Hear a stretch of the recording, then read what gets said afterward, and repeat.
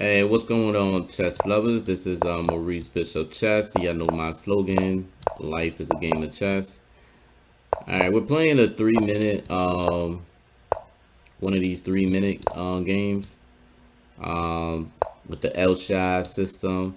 Um, and the strength of the Elshad system, we all about taking. Now, how do I want to play this? I'm gonna play 96. And definitely go up to h4. I'm gonna still take. And knight h6. Alright, I got knight f5. Huh, interesting. Knight f4. I want to play g3, but I think I don't really have to play that yet.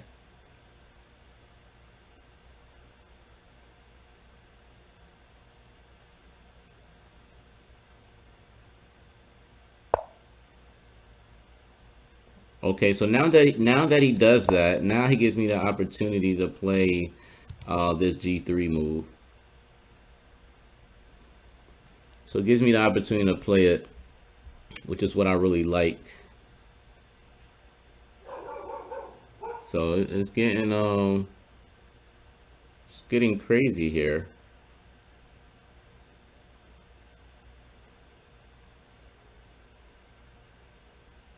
I'm saying the Elshad system, it definitely it has a lot of things that you can do. Now how do I want to play this? Alright, I'm gonna go back to knight f5. Cause I need my dark square bishop. Okay, and that's actually fine too, because I'm still covered. I can still take this. Okay, if I do take, dang. Well, I got queen b6 check.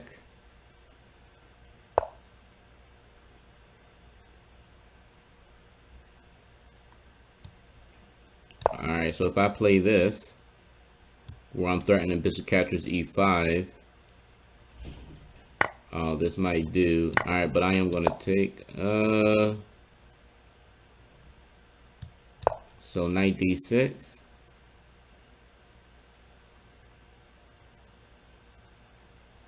I'm still fine in this game. I'm still fine. Because I still get to discover check. So I still get to take his rook away. So that's why I said there's always tricks in the Elshad system. It's just it's just crazy, guys. It's like when you feel like somebody got you, they kind of really don't got you at all. So let's actually go back, guys. So knight d7, h6, g5, bishop g7, d4. All right. Knight f8. So after f4, guys, now this is a principle, guys. When they go f4, especially in a position like this, you immediately want to go g4. And the reason why you want to go g4 because all these other stuff are pretty weak. So that's the reason I went g4, because I wanted to go h5 and h4. You know, open that h5 up. And it's golden, guys. This is very, very golden. You know, but once he goes e5, and just like the book said, for all y'all that read the Elshad System book, you know, you automatically want to start, you know, or you just want to take the e pawn. And after, let's see if that's what the engine says. No, so the engine don't even allow taking a pawn, just going h5 automatically. But of course, engine doesn't agree with, you know, everything in the book, but you know, that's what happens.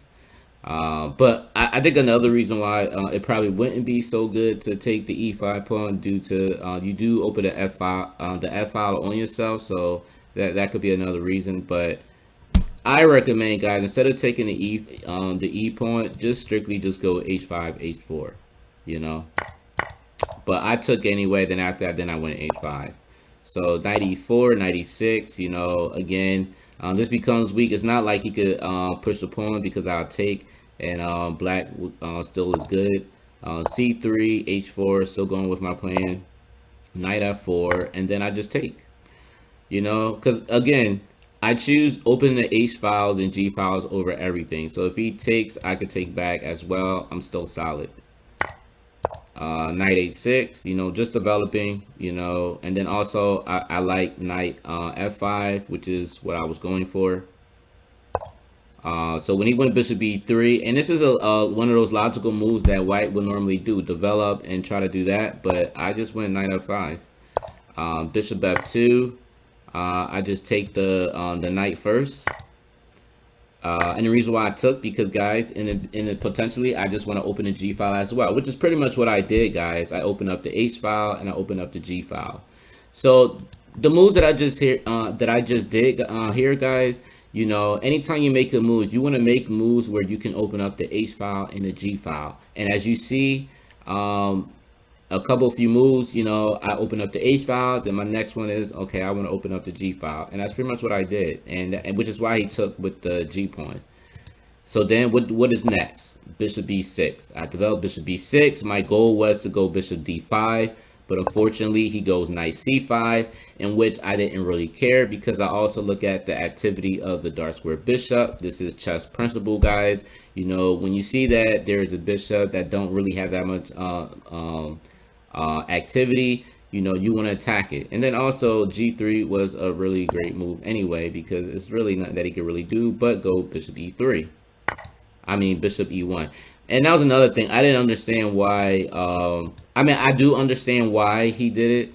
Again, guys, if he would have did Bishop E1, I would have just went Knight E3, you know, forking the rook and the queen. So that was one of the reasons why he did take it. But the crazy part is, and then I guess it's another thing too, guys. You know, y'all probably wondering why I didn't go Knight E3 to begin with. If I would have went Knight E3, again, I still would have had, I still would have been good or whatever, but I always talk about when you're playing as black and you're playing the Elshad system, you really want to take the dark square bishop, because when you take the dark square bishop, you are golden. I talk about this in my Maurice Bishop Chess University. You know, this is the reason why I talk about this. But instead of taking the queen and rook, I rather take that minor piece, the dark square bishop, and that's pretty much what I did, guys. Because then I can create dark square weaknesses, and obviously it'll definitely be a lot better for me. Yes, he takes. He goes queen G4. It looks like he was about to get me, but this is the beauty of the Elshad system, because I can defend everything all at the same time. I still have the H file open. I even have the G file, which is open. Now the plan is I want to be able to put myself in a position where I can get these rooks in the game. You know, simple as that. So he gives me a check. Very good move. I go king D7. Again, guys, we're talking about a 25-78, so he knows his stuff. He goes D5, a very, very beautiful positional sacrifice, a pawn sacrifice. You know, very positional, very great. I mean, this guy, he's playing good. I take, he takes. The whole point, guys, if I do take the bishop, he does goes queen captures F5. You know, and if I did do something like E6, he does have queen F7, but I just go queen E7.